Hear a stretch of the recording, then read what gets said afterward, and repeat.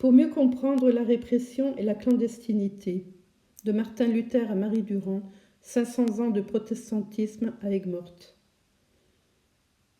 Sous les règnes de Louis XIII et de Louis XIV, très catholiques, les protestants perdent petit à petit non seulement les droits qu'ils avaient pu obtenir avec Henri IV, mais aussi l'accès à certains métiers, comme professeurs, médecins ou juges. La répression devient plus féroce encore, on interdit leur culte, leurs biens sont confisqués, on leur retire leurs enfants pour qu'ils soient élevés en bons catholiques. Les femmes sont mises en prison et les hommes envoyés sur les galères du roi ou condamnés à mort. Les protestants n'ont guère de choix.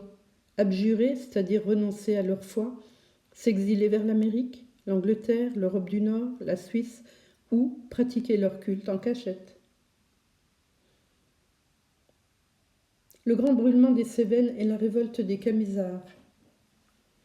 Les protestants vont d'abord résister dans tout le Midi. Leur dernier bastion sera les Cévennes. À l'origine des troubles, la détention et la torture de prisonniers protestants par le terrible abbé du Sheila, en Lozère. C'est l'assassinat de ce religieux par Abraham Mazel et ses hommes qui déclenche la guerre des Camisards. On appelle ainsi les combattants huguenots en raison de la grande chemise blanche qu'ils revêtent pour se reconnaître quand ils attaquent de nuit. Cette révolte va être cruellement réprimée, car Louis XIV redoute que les protestants du Midi ne s'allient avec l'Angleterre, avec laquelle le royaume est alors en guerre. Plus de 20 000 soldats du roi, soutenus par des milices catholiques, vont venir s'affronter aux 7 500 à 10 000 huguenots, mal armés et peu organisés. La guerre sera courte, de 1702 à 1704, et la répression si terrible qu'elle va émouvoir toute l'Europe.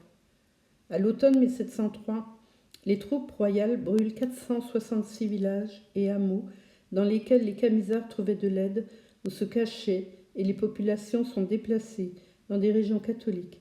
C'est le grand brûlement des Cévennes que dénoncent les pays protestants. La plupart des Camisards vont mourir au combat. D'autres, pris les armes à la main, seront exécutés sans procès. D'autres encore emprisonnés et condamnés aux galères. Le nom des plus célèbres d'entre eux est resté dans notre mémoire. Jean Cavalier, Pierre Laporte, dit Roland, Abraham Mazel ou Abdias Morel, dit Catina du Kellar.